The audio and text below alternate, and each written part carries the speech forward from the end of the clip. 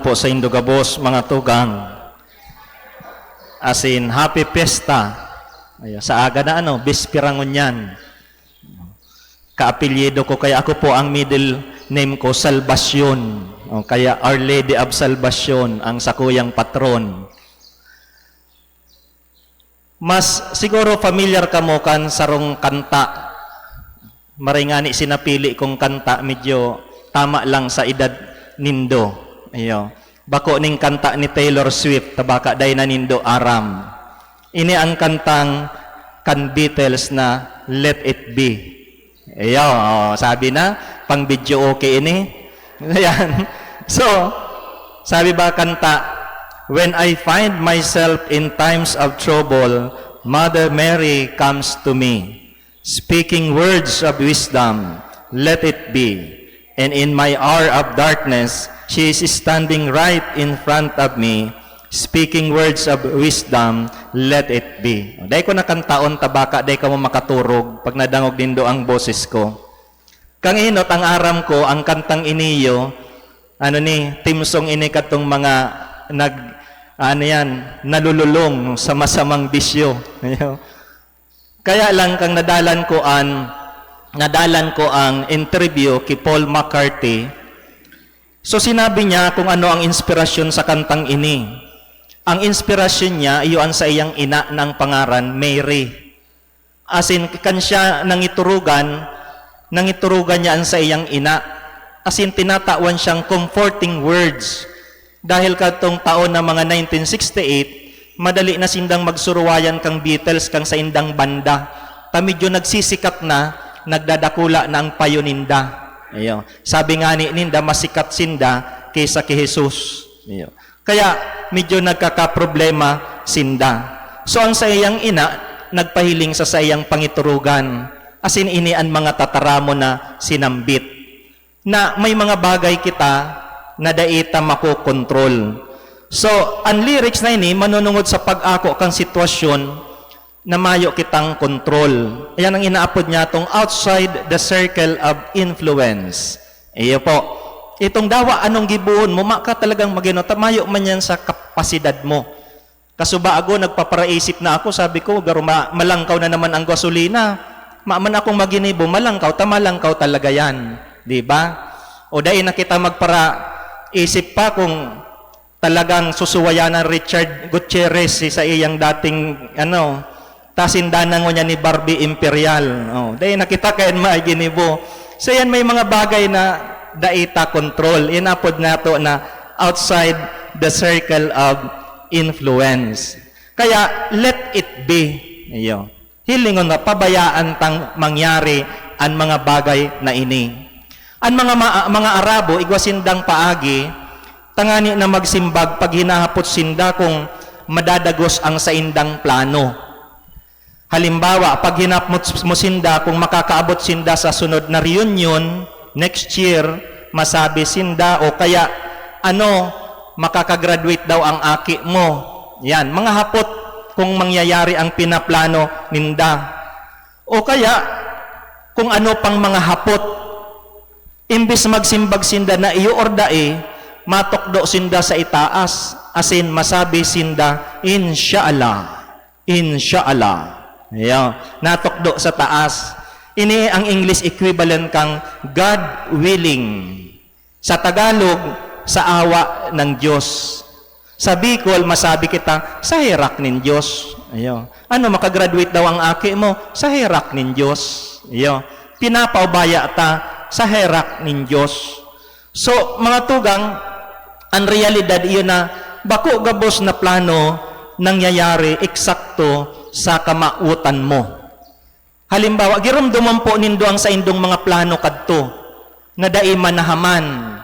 Mga pangarap mo, ako kadto ang plano ko, gusto ko maging soldados. Gusto kong badilon si mga pasaway. Pero dai manahaman, naging padi ako.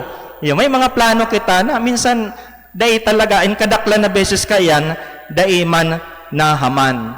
Kaya igwa dapat kitang lugar sa posibilidad na bako gabos na plano na haman susug sa kamautan mo. Ininin huli, ta may mga bagay na luwas sa imong kontrol or dai mo talaga kontrolado. Kaya may mga plano na na-adjust, napupospon o kaya nakakancel dahil ninhuli sa mga pangyayari. Halimbawa kadtong pandemic, kadakol kadto nagplano magpakasal pero dai nadagos. Taano dahil ngani pandemic. Kaya digdi minalaog bilang mga paratubod, tatawan ta dapat na lugar ang inapod niya to gawi nin pagtubod. The act of faith. Iya po, the act of faith na ang Diyos baka may ibang plano para sa imo o baka mas marahay ang plano nin Diyos para sa imo. Sa siring na kaso, ang pagtubod asin ang inapod niya tong espiritualidad ang nakakatabang sa sato para dai bumagsak ang kinakban na satong inaasahan. Kung minsan kaya may mga tao kung ano ang plano, talagang iyo ang gustong mangyari. Pag dai nangyayari, bagsak ang buhay, bagsak ang saindang kinakban. Kaya dapat igwa kitang perming lugar sa inaapod niya to na gawi nin pagtubod, tangani na dai marunot ang satong buhay kung may problemang nagaabot sa satong buhay. Ngunyan, imagine do na si Maria asin si Jose may plano. Si Maria asin si Jose may plano ng mag-agom. Ang problema, bago ikasal, si Maria bados. Kaya sa Ebanghelyo ngunyan, dua ang bados. Iyo. Si Maria asin si Elizabeth. O si Elizabeth nga ni, gurang na. Susug sa lampas ng 70 or 80, pero nagbados. Pamayo na sa plano niya ang magbados. Pero nahaman. O ini si San Jose asin si Maria, may plano, alagad, na bago ang plano. Dahil nga ni, bados na si Maria. Ngunyan, ako dahil masyado, sa annunciation, sa pag-anunsyo kang siya, bados na, garo, napaka-romantiko ang anunsyo.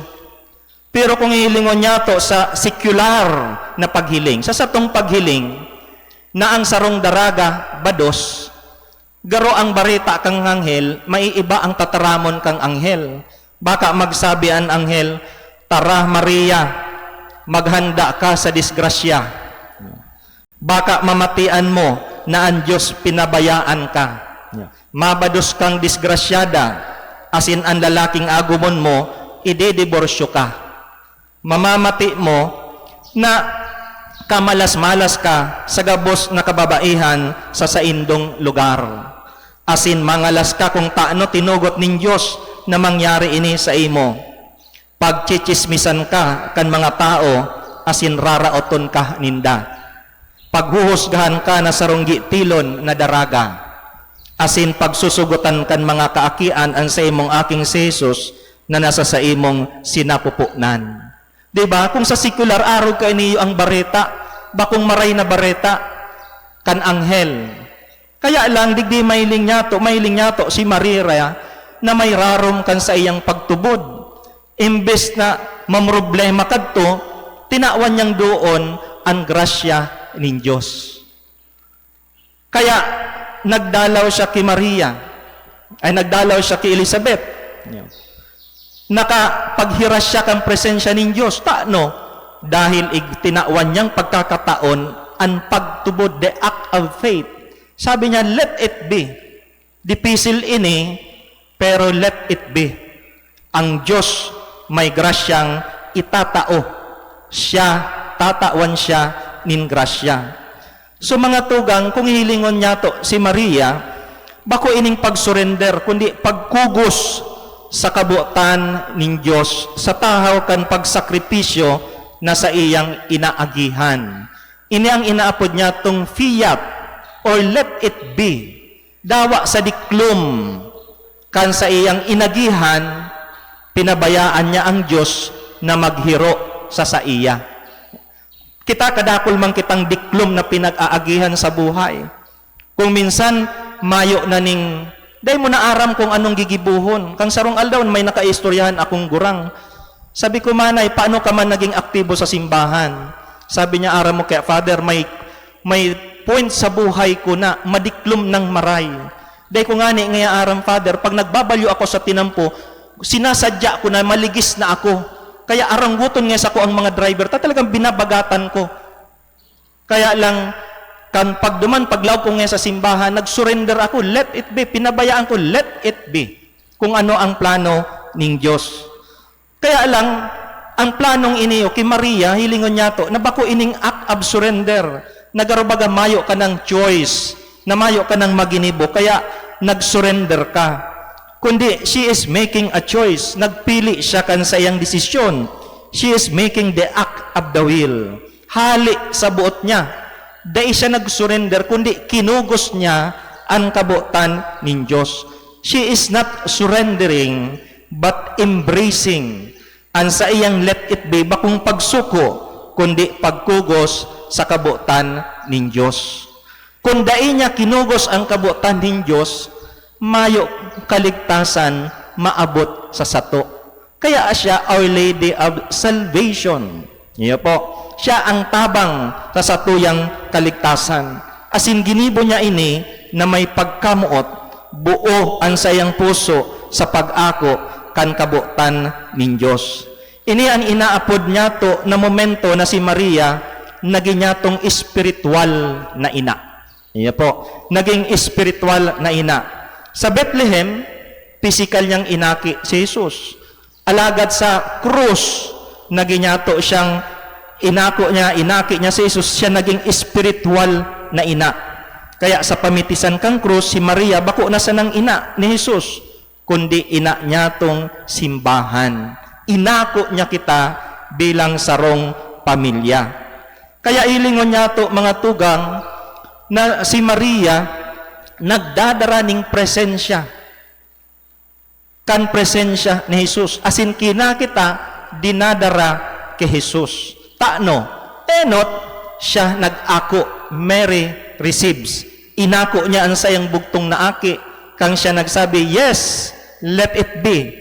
Asin sa paging ini, binuksan niya ang sayang puso sa lambang disipulo, sa lambang paratubod, sa lambang saro sato.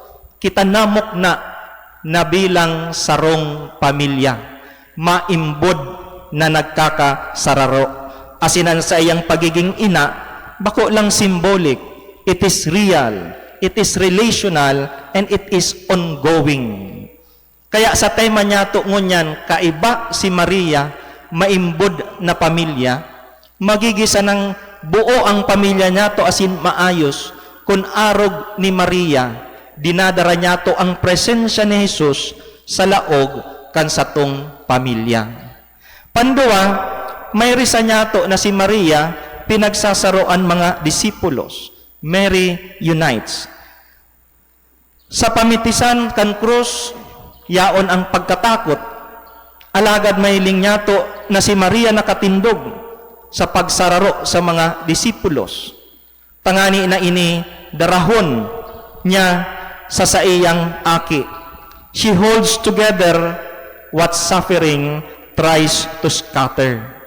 Kaya mahiling niya to mga tugang, kita magkakasararo sana sa laog nin pamilya, saro sa pagtubod niya to, kung kita nagkakatiripon sa ngaran ni Jesus. Mayo man ibang katuyuhan si Maria, kundi darahon kita sa puso kan sa iyang aki.